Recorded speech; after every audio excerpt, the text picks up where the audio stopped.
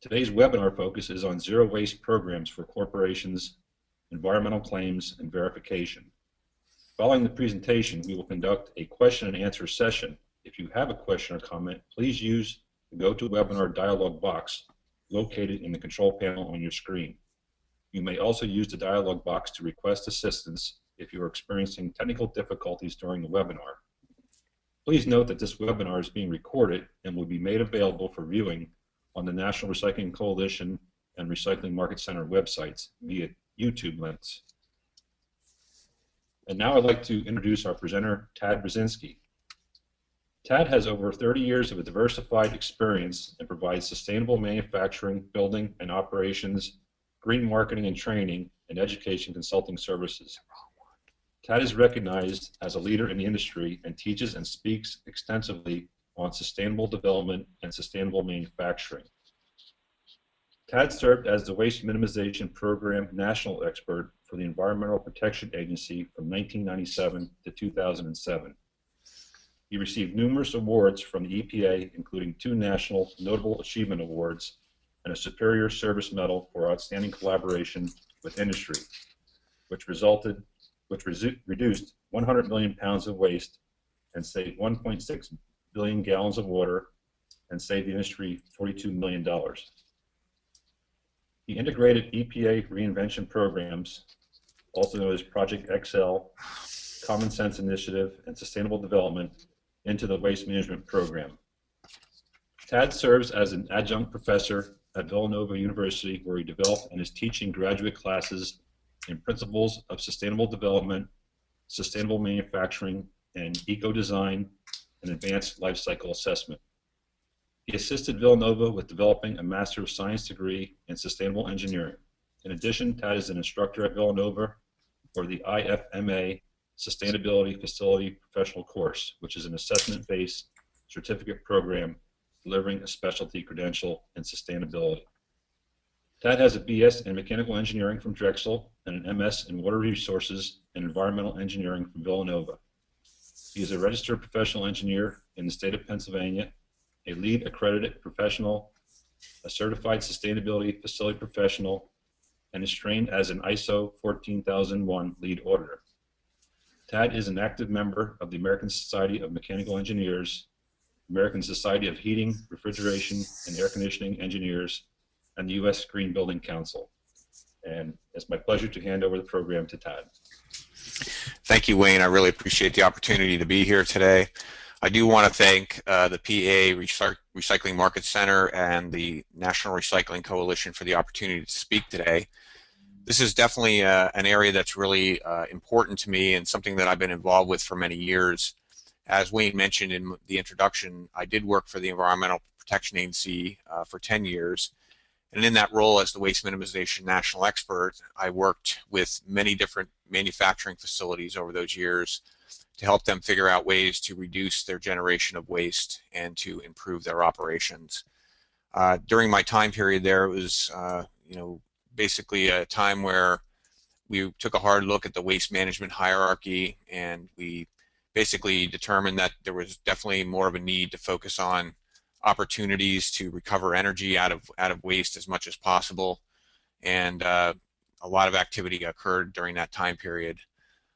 Also, while I was there, I did a lot of work with EWaste. Back in the day, EWaste was becoming a big problem, and there wasn't many regulations or much direction on how to manage that material. So at the time, we were really focused on what could be done with EWaste, and we're actually working with the manufacturers like Dell and different folks like that to figure out more closed loop or circular economy type of designs that they could implement. Wayne also mentioned that I'm a professor. I do teach at Villanova right now, but the first class I ever taught was in 1998 at Temple University, where I taught classes on solid and hazardous waste management. So today I'm looking forward to talking to you about zero waste strategies for corporations. Is zero waste possible? We all know there's a proliferation of landfill-free claims in the market today, and the question I always ask when I see those claims is, are these companies really achieving zero waste to landfill in a legitimate manner? If we think about it, as I go through today, I really want to talk about our current system of waste management in North America, and some of the considerations for companies and different organizations to think about as they strive to become landfill free, or basically achieve zero waste to landfill.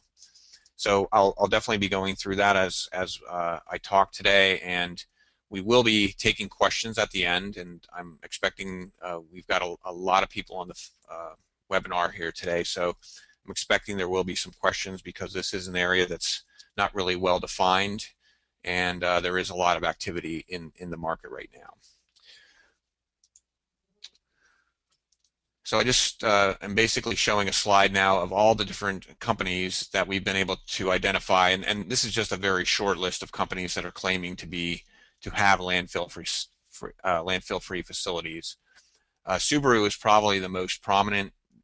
If you all recall, over the years we've been seeing Subaru commercials on television talking about how they've basically had land-free manufacturing facilities. And coming from the world of working at EPA as well as working in industry now for over 30 years, I know that going landfill-free is not really easy. I mean, it's a very complex process to deal with. There's many, many different materials that have to be managed based on the type of manufacturing facility or any organization, and it's you kind of wonder, are these claims accurate? Are they true? And a number of others have come out recently. Procter & Gamble recently announced that they've got 45 facilities that are landfill free. Unilever just announced that all their North American facilities are landfill free. Even the Philadelphia Eagles now are claiming that, and they've done a lot of work not only to reduce waste in their in the venue of football games, but they've also done a really good job of educating a lot of different folks about waste and recycling and just general sustainability. So really good stuff happening in the world, and it is exciting for me to see that these organizations are making claims like this. I'm sure there's a lot of people on this call that are really well versed in waste. I saw that there were a lot of people signed up from different government agencies. There was a lot of sustainability and waste management professionals on the phone, and you have to realize that the list that I show here is not a comprehensive list. And if we were to draw a box and we look at total material flows in and out of any organization, these are some of the materials you're going to typically see coming out as waste. We all know solid municipal waste, the trash that we all drag down to the end of our streets each week when we put our trash out. We're pretty familiar with that and the different components of that. But we also have to remember that there's also electronic wastes, construction and demolition waste, packaging, organics, and that could be everything from food to landscaping and biomass, lunchroom waste. Depending on the organization, it could be a large cafeteria or even a grocery store that just generates a tremendous amount of organic material. And then recyclables are all pretty straightforward: paper, plastics, cardboard. We do know that we are really limited by our recycling infrastructure as well as our waste management infrastructure within the United States and North America on how we can handle certain materials. And also, economics are going to drive the value of materials and how much they're recycled. One thing we also have to consider is hazardous materials and hazardous waste. Having come from EPA, I know that many materials and waste are heavily regulated. Pharmaceutical waste is another thing we have to consider. Also, biomedical. There are requirements for different types of waste on how they're managed and whatnot, and it makes it a challenge when a company is basically making a claim of being landfill free or zero waste to landfill. And when I think about waste, it's really not waste to me. It's all about materials management. It's really important for facilities to understand all the material flows in and out of a facility and what materials are ending up as waste. And I'm a firm believer in the fact that all facilities, organizations, manufacturers, hospitals, grocery stores, whatever we're talking about here, really need to actively work to reduce the waste at the source, eliminate the production of waste entirely, and then determine the least impactful methods to manage those materials. Whenever we look at materials flowing in or out of a organization, we really try to understand, number one, can you eliminate the generation of this in the first place, and then what can you do to improve the operation and manage these materials in the most beneficial manner. So the question that I typically ask is when I see these various companies and organizations making landfill or zero waste claims, what are the market drivers for them, and why are they even doing this? And what we're finding is that many of the companies that make these claims are doing this because it's part of their sustainability program. Some are doing it for cost savings. I would say the majority of manufacturers are really focused on it for cost savings. I think it's also something that in the world of the many green claims we're seeing, with sustainability initiatives and different claims that are coming out from various companies and organizations, it's something that the average person can easily understand. Oh wow, this company's doing a great job, they're not putting any waste into landfill. And I think that, like when you see the Subaru commercial, obviously the people that are developing the marketing and the messaging there for that company, the advertisers, they're really focused on trying to appeal to a certain group of people that would really connect with that.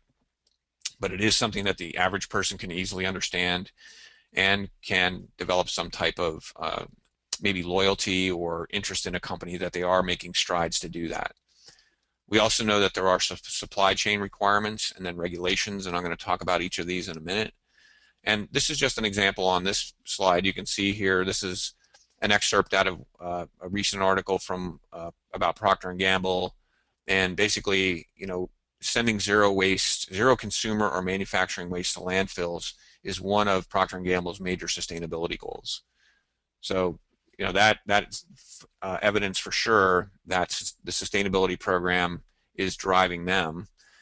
And then we've all heard of this small company called Walmart, and very interesting that they have basically three primary goals, and one of them is to basically create zero waste to landfill by 2025. So that's pretty big for them. It's giant organization, and just think about the supply chain and the number of stores they have. In fact, when I was at EPA, we had started working with Walmart probably in the early 2000s, before they really were on the sustainability bandwagon and really making major commitments like they do now. And we had learned then that they were one of the largest recyclers of waste and had done a really great job of diverting a lot of materials from landfill at the time. We were actually working with them to try to help them push their suppliers to reduce waste and actually to reduce certain materials and chemicals that were being put into various products. So they had made some really great strides, and it's good to see that an organization like this, which is in everybody's lives, whether you see them on TV, you drive by one of their trucks, their stores are everywhere.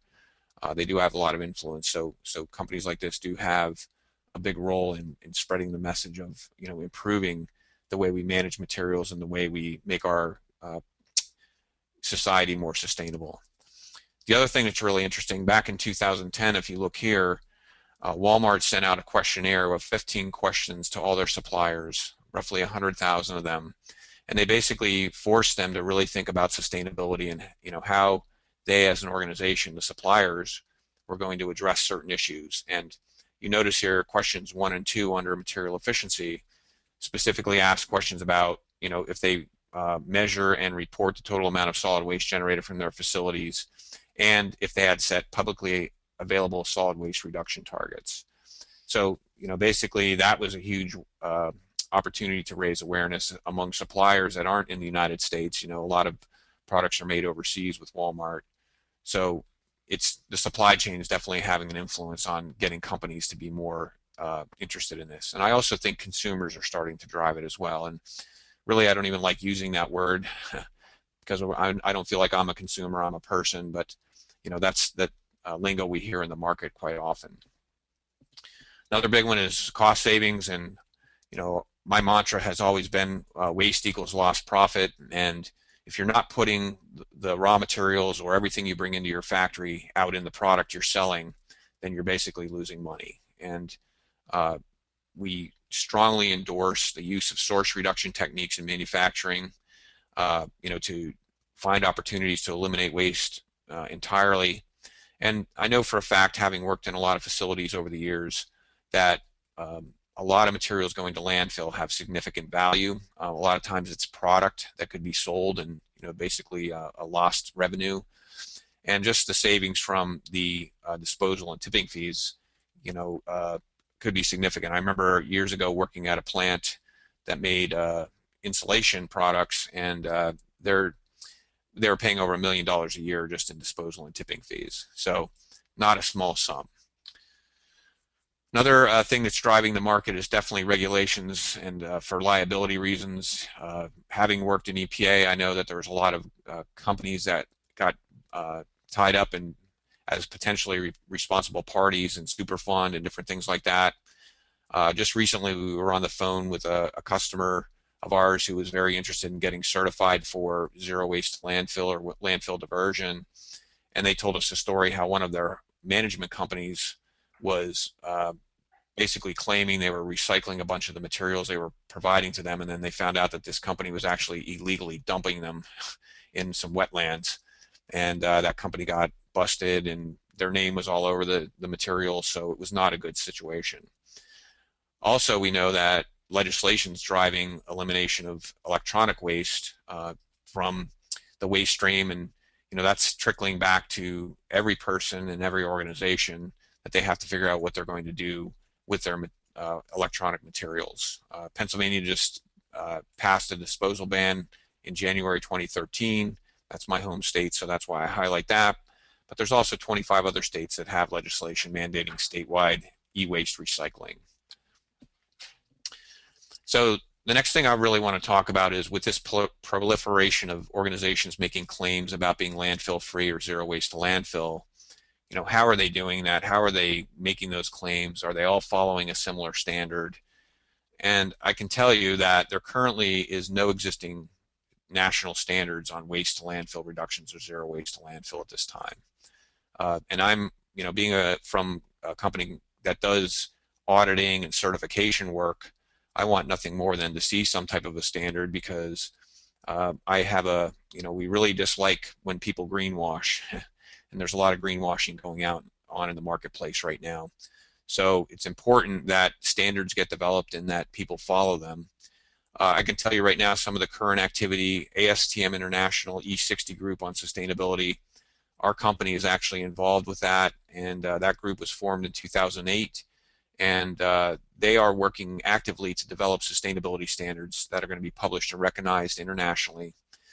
Currently in progress is something we're working actively on.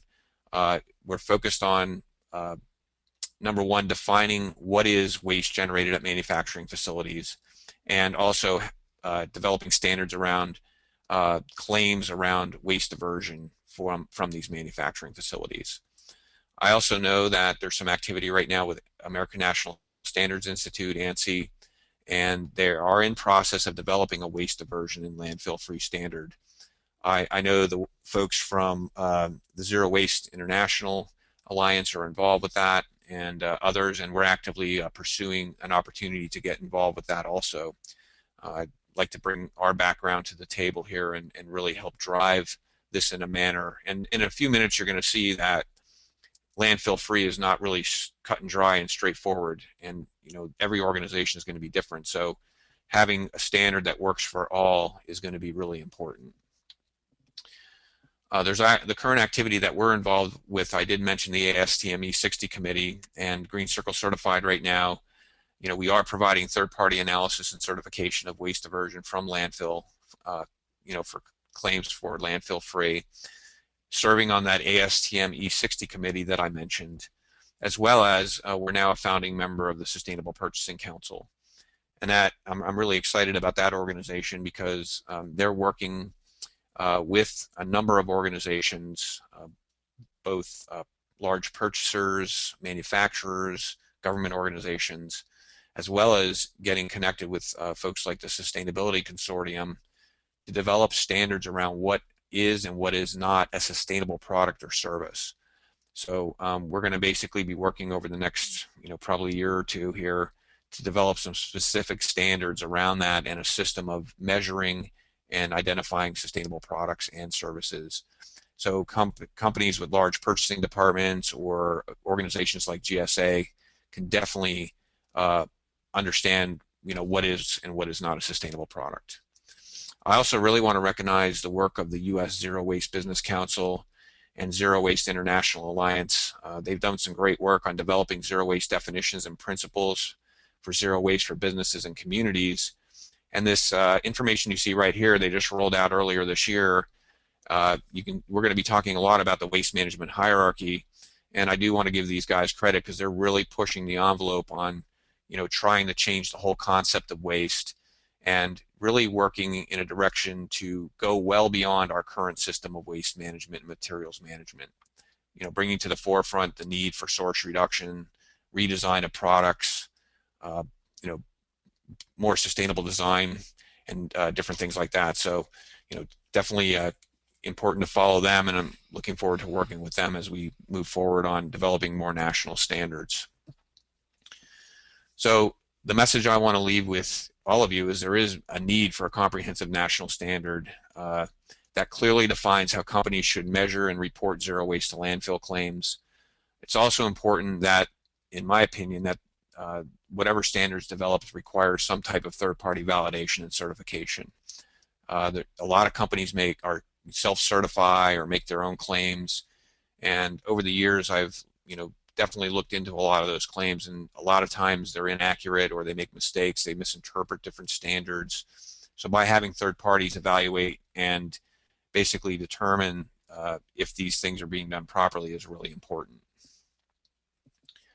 So let's talk about, over the next few minutes now, some material management strategies and definitely considerations for making landfill-free claims. And this is an area, like I said, very complex. You have to think about, draw a box around every facility and look at all the material flows, what goes in, what comes out, and how can things be done better. And these are actually what I consider acceptable means of diversion. And when, in Green Circle Certified, this is something that we focus on in our current waste diversion analysis.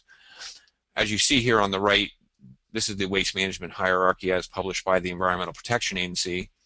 And obviously, this is the direction to go: source reduction and reuse, recycling and composting, energy recovery, treatment and disposal very last. It's totally unfortunate that this pyramid is actually in reverse in our society right now, and there's still a tremendous amount of valuable materials that end up in landfills that are burned, different things like that. So I'm really very focused on looking at organizations when we do our analysis of their waste and materials management, and focused on really pushing source reduction, looking at opportunities for reuse or redesigning products or processes to eliminate waste, processing and selling to third parties, maybe reuse in the same or different process. Some of the companies we work with actually take materials that are generated in one facility and they become a raw material in another facility, so they're able to eliminate that as a waste. Composting, definitely some great benefits there for organics management.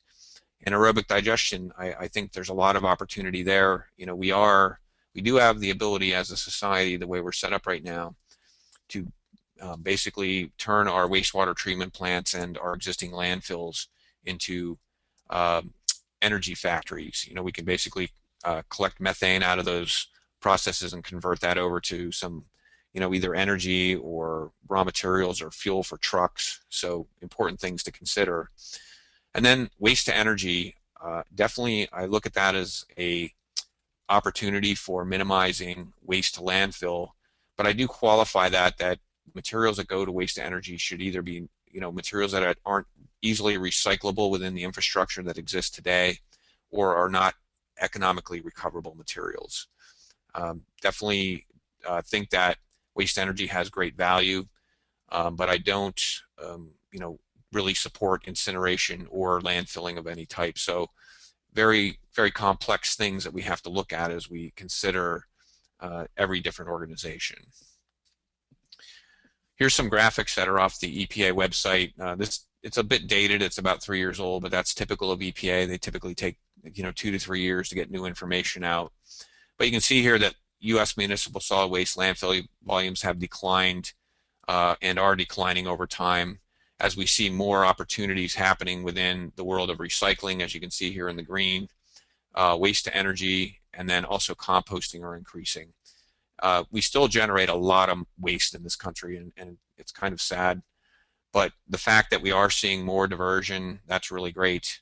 So if we look at 2010 data, we're roughly looking about that municipal solid waste has fallen to 54%, which is down from 70% in 1990. And another interesting thing is our recycling rate across the United States is only at 34%. So there's still huge opportunity. Even if you think about some particular waste streams like plastic water bottles or soda bottles, billions of them generated, but only 28% recycling rate for PET. I know there's a lot of initiatives underway, with the various bottling companies and whatnot, but still tons of room for improvement there. So when we talk about source reduction, I just want to make sure we're all clear. Source reduction is basically eliminating waste at the source. Don't even generate the waste in the first place, and that comes through various means. It could be through engineering design, product design. It could be through preventative maintenance, good housekeeping practices, various different methods to do that. And when we think about it, it's definitely through increased efficiency and use of raw materials. We recently were at a facility doing a waste analysis for them, and they were basically disposing of about 8% of the raw materials that came into the plant as scrap, and that represented roughly $6 million worth of raw material value. It didn't even include the value of the product. So even today there's still a lot of inefficiency out there and a lot of room for improvement with these different organizations. Packaging is another big one. We're starting to see a lot of movement among different organizations on reducing packaging, so definitely good movement in that area. Another important area is organics management. It's a large piece of the pie when we think about the amount of materials going to landfill or for disposal. And the EPA actually has this new program out on the EPA Food Recovery Challenge, and a lot of activity around that. The agency does a great job. They usually pick areas of importance and they focus on. Back when I was at the agency, we were focused on persistent, bioaccumulative, and toxic chemicals in waste, and really trying to drive those down. And now there's a major initiative on organics. And the great thing about the food hierarchy is, it really definitely looks at the most preferred to least preferred, as we typically see.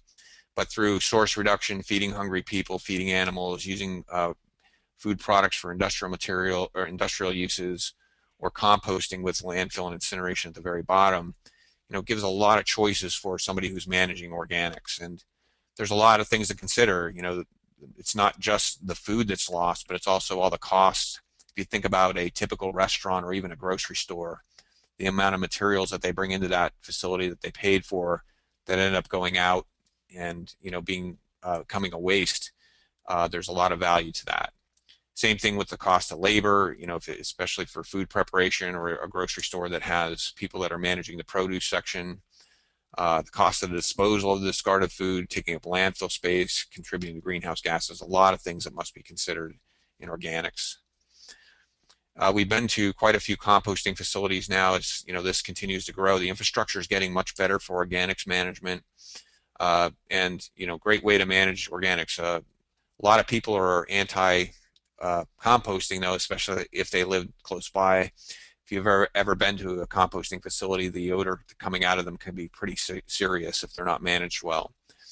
But one thing we have to think about, when a company is making a zero waste landfill claim and they are using organics management of, whether it's composting or anaerobic digestion or whatever, what about all the contaminants? I can guarantee that, we all know that people basically don't put all the things in the right bins when you're doing composting or you're doing food collection at a facility, and you're going to have plastics in there and other things that can't be composted. So you got to ask the question, what does that composting facility do with that material? Are they putting it in a landfill? Are they throwing that into going to waste energy? And you also have to think about, what are the boundaries? When a company makes a zero waste landfill claim, where does their responsibility stop? Is it when the hauler or the management company takes it away, or do we have to follow it all through the waste stream? Different things to consider. I mentioned earlier the EPA Food Recovery Challenge, and you can see there's a lot of organizations that are involved in that. Again, that's really good for raising awareness and driving reductions of organic materials, especially in large venues like with the Philadelphia Eagles, or Unilever, different groups like that, Harvard University, all have committed to doing things like this. Another, I mentioned earlier, anaerobic digestion. I think wastewater treatment plants, having worked in them quite a few times, always good opportunity there for managing sludge and reducing the volumes of sludge, but food waste and other organics can also be put into anaerobic digestion. Years ago, we did work at a pharmaceutical facility that generated a significant amount of organics, and we actively worked with them while we were at EPA to come up with solutions to turn that material into fuel, some type of energy source, and then basically use the solids that were left over for agricultural uses. And a lot of opportunities in this realm. We can create electricity. We can use it as fuel for trucks. I know there's a lot of initiatives with several of the big waste management companies now that are collecting landfill gas and basically using that to fuel their vehicles. I know Procter & Gamble just recently went off of purchasing fossil fuels because they're in the Marcellus Shale up in northeastern Pennsylvania, and they're basically fueling all their trucks there with natural gas. We also have the opportunity to use these materials for chemical additives or as feedstock for different products. Recycling material reuse, excellent process, getting more developed. National recycling rate in the 30 percentile range. Definitely great things happening, and again, heavily driven by economics and the markets. Waste recovery and reuse in manufacturing, a big opportunity, a lot of things going on there. I'm really a firm believer in the need for us as a society to develop a circular economy for all materials and products. They all have value, and recycling's good as long as the products can be recycled back into themselves, but we still have not perfected that in any way, and there's still a lot of room there. Another question, for people that are claiming zero or landfill free, what about the contaminants in the recycling stream? How are they managed? I can guarantee for all of you that are on the phone that are in the waste management industry or even in the regulatory industry, you go to any MRF or any recycling facility and there's guaranteed to be materials that are not recyclable, mixed plastics that aren't easily recyclable, anything beyond the 1s and 2s that are easily and usually collected. How are they managed? Are they basically going to landfill? Again, where does the boundary start or stop for the generator? And I think it's really important also to seriously look at the management companies. If someone's making a landfill-free claim, I think it's important to audit and verify that the management companies are really doing what they say they're doing with the products. I mentioned that example earlier where this particular organization is now going to deal with cleaning up a mess of somebody that was, they trusted and was not doing what they said they were supposed to do. So let's talk briefly now about electronics. Every organization, I don't care if it's your home or a large manufacturing facility, office building, whatever, electronics are going to be something that are prolific in our society right now. Think about how many phones you've gone through over the last few years, and this picture here basically illustrates the evolution of the cell phones. And we're at a point now where we went from those really ugly giant handheld or old bag car phones only a few years ago, it seems like, to the point now where you've got something right out of the Jetsons where you can basically talk to your kids on FaceTime, or you can text and get your email and check the weather and stocks. So really great technology advances, but it's also created a huge issue. And we do know that e-waste is a problem because of rapid technology advancements, like I just illustrated, increasing consumer purchases. If you think about it, we're all part of the affluent middle class right now, but in developing countries, there's another 3 billion people that all want to live like us, and you have to really ask the question, how do we give iPhones, iPods, laptops, to another 3 billion people?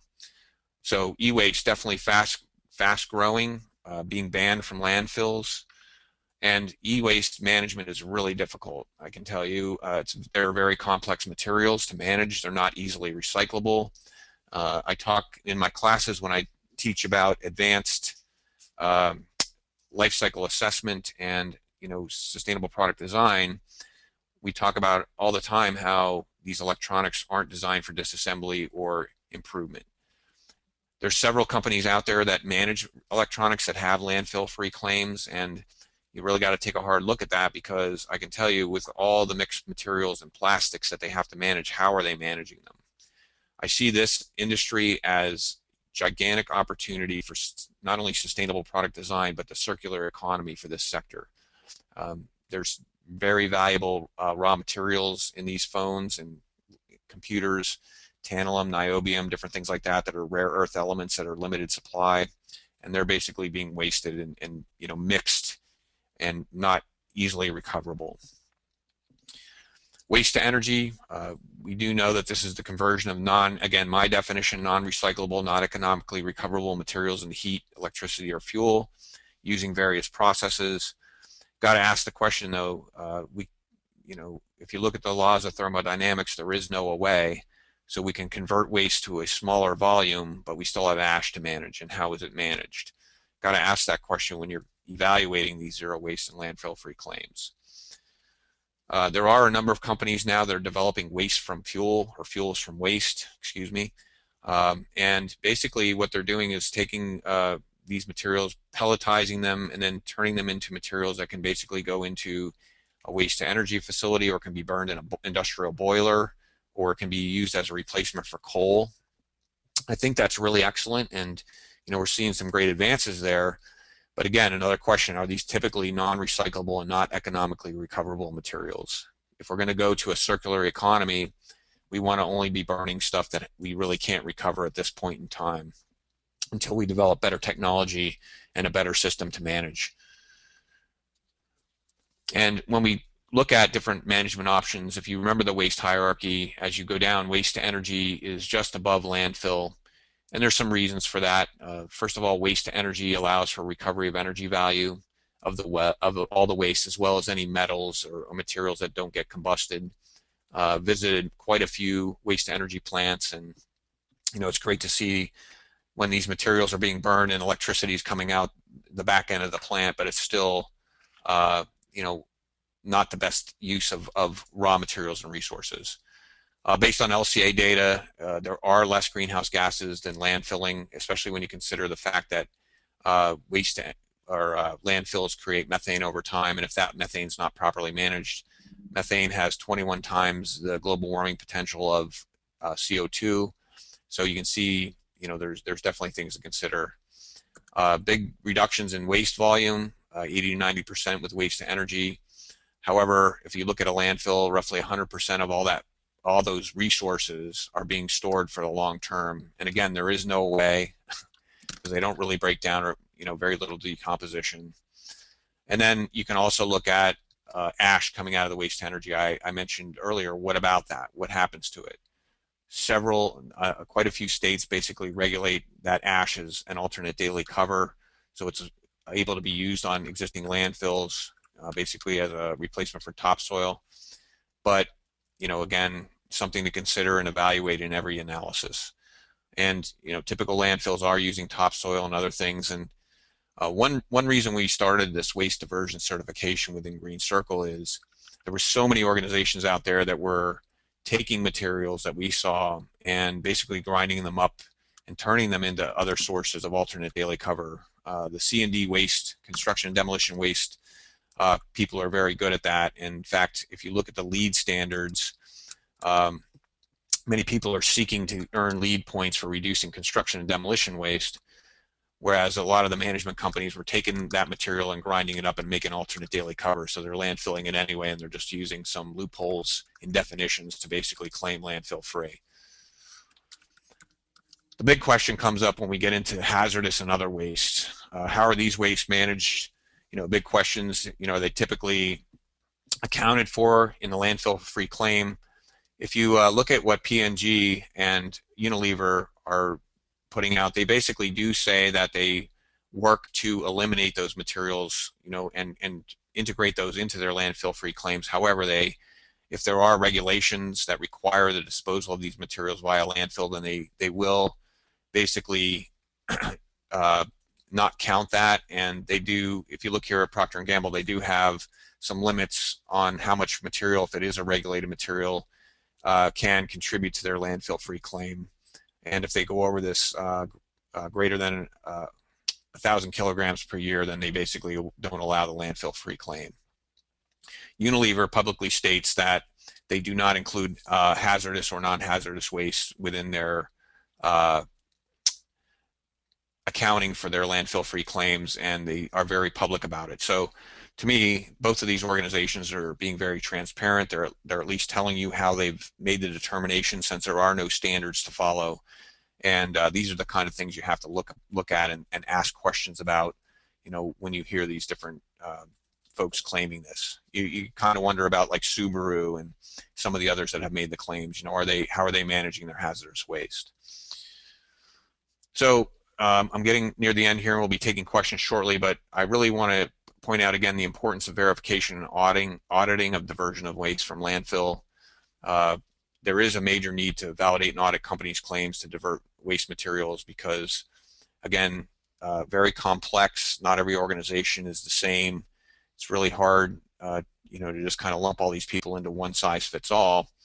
And you have to follow the materials. I mean, is the management company really diverting all materials?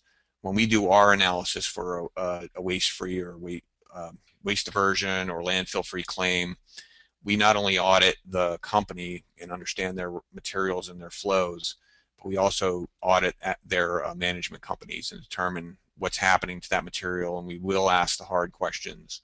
All right, what are you doing with the contaminants in the composting facility? What are you doing with the contaminants in recycling? How do you manage your ash and waste to energy? So all good stuff. There is definitely value to third-party certifications. Many of you may have heard that the Federal Trade Commission now has just updated their Green Guides in late 2012. And I'm really excited about that because for years we've all been exposed to greenwashing and lies by many manufacturers and different organizations that bend the truth and they basically put the spin on various things. You've all heard of things that are environmentally friendly or, you know, good for the environment. You know, you've seen those kind of claims, and those are very nebulous. So the Green Guides really have established strict requirements and enforcement guidelines for environmental product claims. FTC is definitely stepping up enforcement. The Federal Trade Commission at this time does not have any specific Green Guides or requirements around landfill-free claims, but I can imagine, based on the proliferation of these, that we will see that being captured in future analysis by the Federal Trade Commission. Recently, Amazon, Macy's, Sears just had a major issue with the Federal Trade Commission over a claim that they were selling clothing or socks made out of bamboo when they were really made out of rayon, and they all paid a fine of about $1.2 million each for making those false claims. So that's just an example of what's happening in the market. And part of our work with Green Circle is to really try to minimize the risk for companies, you know, with FTC now enforcing things. Another important aspect is, you know, consumers, actually people who buy things, are really interested in learning more about the sustainability of the products and the companies. And based on this recent research by Cone, I actually was just out at the Sustainable Brands Conference out in San Diego, and Cone had some updated data, but roughly 54% of respondents believe eco-labels are effective in helping bring changes to environmental social problems. So the work of folks like the ZeroWaste Alliance, you know, definitely redefining what is waste and basically trying to change the management system here in the United States, excellent. But also we have to look at what's going on with consumers in their trust of eco-labels. And based on this analysis, roughly 44% of consumers do have a higher level of trust in brands that use eco-labels that aren't, you know, companies that aren't doing self-proclaimed certifications is really important. So when we think about the value of third-party certification, transparency, huge, a lot of activity around that right now. A rigorous evaluation process is really important to ensure organizations' claims are valid based on the latest standards or industry practices. Third-party certification also provides independent third-party verification that claim is factual and accurate. Most of the companies that do hire us to do their analysis and certification want to make sure that they're not misinterpreting things, and they want a third party to evaluate their system. And that really reduces risk for future FTC enforcement, as well as accusations of greenwashing. We are in a world now where, with the internet age and the ability for people to communicate really easily, someone can easily be offended by something a company does, and that could go out on Twitter, Facebook, out on the internet, and be spread like wildfire, and a company's brand and reputation can be damaged really quickly. So the consumers are getting a lot smarter. People, the young folks, the millennials right now, are really smart. A lot of them are really into sustainability and looking for companies that support that. So this is just a little bit about the waste diversion certification. With this, like I said, with this increasing demand, Green Circle has developed a certification for not only zero waste to landfill, but we do evaluate diversion rates. So if a company has basically not achieved zero, but they do have a percentage they've diverted from landfill, we will evaluate and certify that. One more thing I wanted to point out, since I have a big audience here, I just wanted to announce that the Sustainable Biodiesel Alliance has just basically developed a standard, and we were actually selected by them to be their third-party certifier and auditor for this new certification system that they've developed for biodiesel. And if you think about it, there are a lot of waste materials that are converted into fuel, and waste oils, greases, fats coming out of wastewater plants, all those can be converted into biodiesel. And this was actually just announced a week ago up in New York City at an event with Willie Nelson, who is an honorary board member of the SBA. And we are in the pilot process right now, and we're going to be certifying, running through pilot on several certs with some producers, end users, and distributors of biodiesel to test the system. And again, since I have a great audience here of people that are interested in this, I just want to announce it and let people know that it is available. And if anyone would be interested, if you're using biodiesel in your fleets, or you have an interest in this, just you can reach out to the Sustainable Biodiesel Alliance or Green Circle to get more information. So with that, Wayne, I think we're at a point where we can start to take questions. I covered a lot of material here. It looks like we've got about 25 minutes or so for questions. So see, if you wanted to let me know what questions are, I'll be glad to address them. Okay, thank you, Tad. Excellent presentation, very comprehensive. We're now going to field some questions from for our presenter. Again, if you have any questions, please enter them in the GoToWebinar dialog box. And we do have a few on already, and I'll start with the first one here. Where does UL Environment Zero Waste Standard fit into this discussion? Well, UL Environment is another certification body that's developed a standard, and they are in process right now of working to get ANSI verification of that standard. Again, any kind of ANSI process needs to be open to many stakeholders and get a lot of input, and it's there hasn't been much publicized on that. I know I've talked to several individuals that are involved in that, and I think it is important that that process be opened up publicly and get more input from folks that are in this field and have the expertise to really consider this, because as you all saw, this is a very complex matter. So yeah, ULE definitely out there working on that, and our goal within Green Circle, we've been working on the ASTM E60 committee to help develop standards.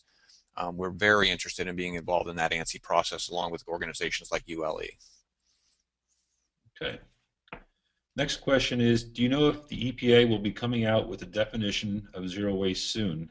They solicited input in 2011 on their MSW characterization study and got the most comments from the public suggesting that they adopt the ZWIA definition of zero waste to end the confusion in the marketplace. Well, from my discussions with the people I know in the Office of Solid Waste, anything within that agency takes a long time, and my understanding is that is being evaluated, and that's the answer they typically give. But I do not know the status of where they are with that at that point. Definitely be interested in reaching out to some of my contacts there and determine where that's going. Given that technologies continue to evolve, what is a non-recyclable today may be reused, recycled, composted, digested, or redesigned in the future. So should we not commit to long-term put-or-pay contracts to feed waste-to-energy facilities? Well, I don't know that I mean, that's a pretty complex issue in itself. And, I know technology is rapidly changing, but if you look at the fact that a lot of, we have an infrastructure that's established in the United States. We still have a lot of materials that are not manageable in that infrastructure or not driven by economics.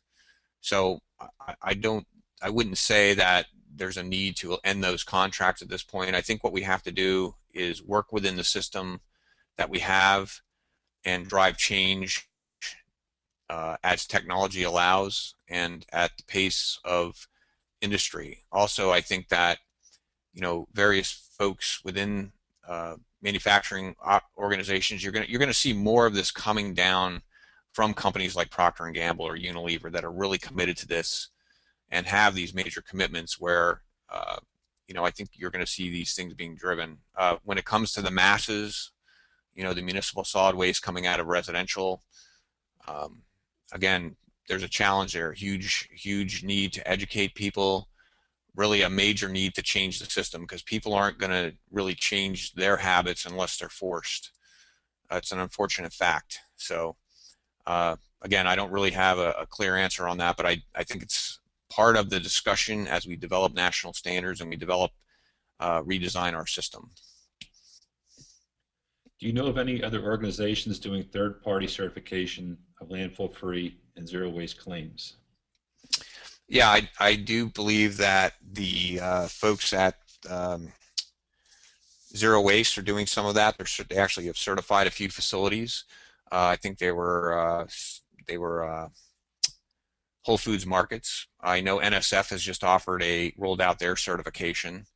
So there's a few organizations out there. They're all relatively new. I know that ours rolled out in March. It took us about a year to develop, do the research and develop how we wanted to approach this. And again, I think there is a need. We don't want to have everybody developing their own thing. I think there's a need to develop a national standard that is recognized by multi-stakeholder group.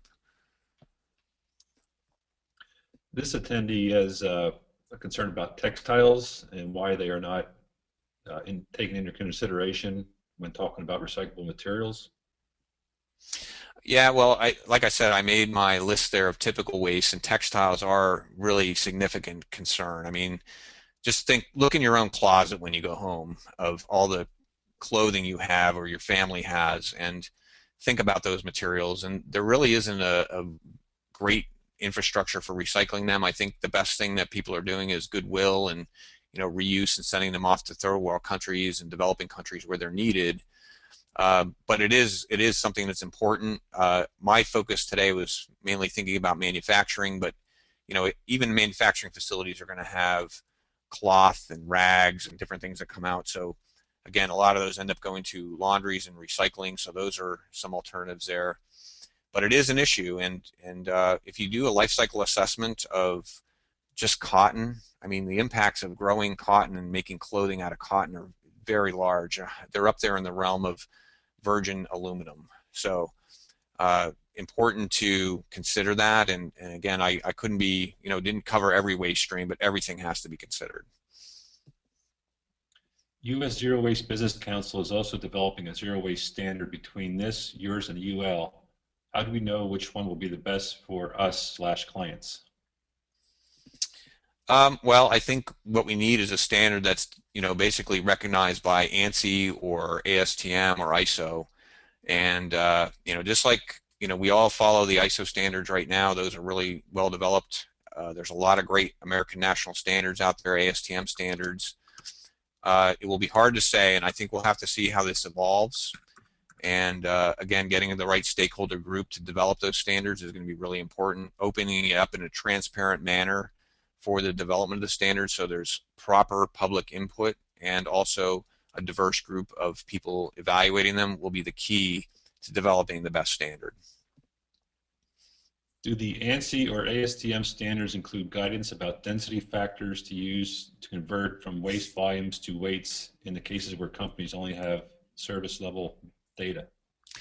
Well, that's a big problem, I'm going to tell you right now, because not every company is doing that the same way. If we look at, for example, a single stream container of recyclables, you know, some companies might put that at, say, 75 pounds per yard, whereas others say it's only 30 or 40. You know, it's going to depend on the volumes. If you look at any single stream recycling container, there's usually a lot of cardboard, there's a lot of air, and it's really hard to say. But I do think there is a need for that, because until the industry, and I've been talking to the folks in these waste management facilities and organizations for years about the need to actively be able to measure every load that they pick up.